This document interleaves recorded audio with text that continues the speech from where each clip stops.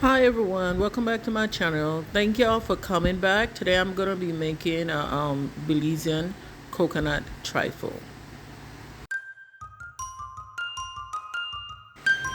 I do use fresh coconut, grated coconut, because that's the way I see mine I use. But if you prefer to buy the flake from the grocery store, the pre-made one, you could go right ahead. I never used that before, so this is why I'm using the fresh coconut.